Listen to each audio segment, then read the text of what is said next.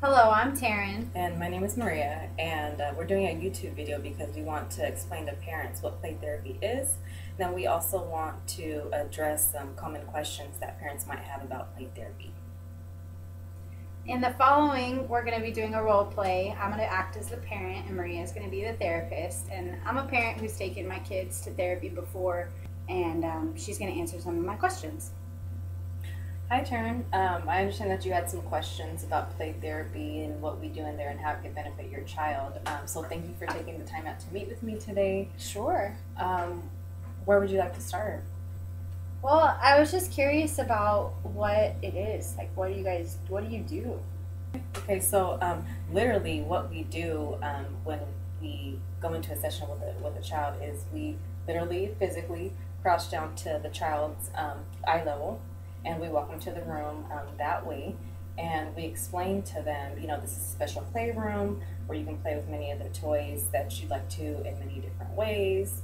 Okay, so after you guys get in there and she sees all the different types of toys, then what happens? Okay, so when she starts playing, we do something called tracking. And this occurs throughout the session. It's basically a play-by-play. If we see her driving the little car around, we might say something like, you're driving that around, you're moving that around.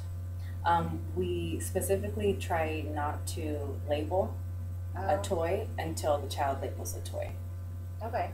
Okay, because maybe we might see a car, we might see a doll, but she might see something else. Yeah, and we want to facilitate their creativity. As the session's going along and she's playing and you're tracking, then what else happens? We also do something called reflection of content.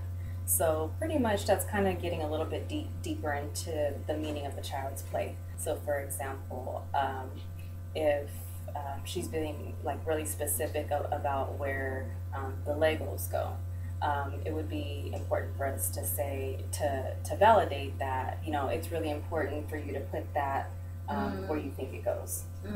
Okay, so it's not so much that she's putting the Lego there, but that it's really important to her that it goes there. Okay. Well, what that does, what the tracking does, and what the reflection of content does, is it kind of lets the child know that that they're being attended to, that they're receiving attention. So what else goes on? We want to make sure that we're reflecting the children's feelings too, because within their play, they might not say that they're sad, they might not be able to verbalize it, they might even be shy, but we want to make sure that they know that we're understanding how they feel. I don't even know if she knows how she feels sometimes. So that's why it's important for us to reflect that. So if she paints a picture and you can tell that she's smiling and she's giddy and she's really excited about it, it's important for us to verbalize that you're really excited about that.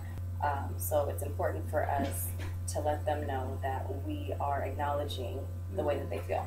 So is there anything else that happens that helps her out? If we see themes within the child's play, we also like to point that out. For example, if there's a child that has gone, maybe experienced a death in the family, and we happen to see a lot of, burying of toys under the sand or things like that, we would want to bring that up to the child, and that would be identifying themes in their play. Okay. We also like to return responsibility, and once they do learn that, then it would help increase their feelings of adequacy, self-esteem, confidence, self-autonomy, things like that. I could see how that would help. I could totally see how that would help. Because at home, if she hands me something to do, I just do it for her. I don't even think about it, But Right. I never really thought about it, that maybe she could do it by herself, and then I wouldn't have to do it for her, and that would be so great.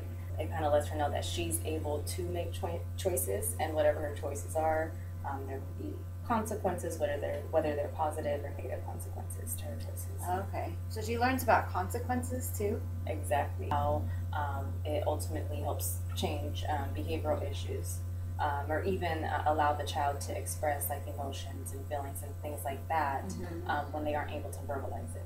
That would be really great. The child just sees that they went to the special playroom to play, but they're not, sometimes they're not aware that they're actually expressing feelings and that they're actually processing through maybe some trauma that they might have had.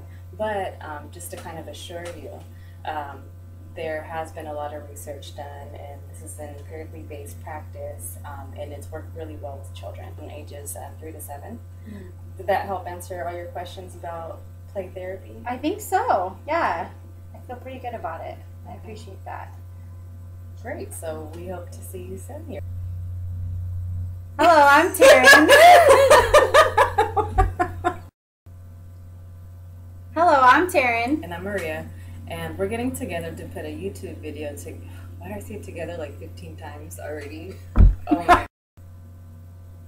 Hello, I'm Taryn. And I'm Maria. And we're doing a YouTube video because we want to explain to parents what play therapy is about. Okay, I quit.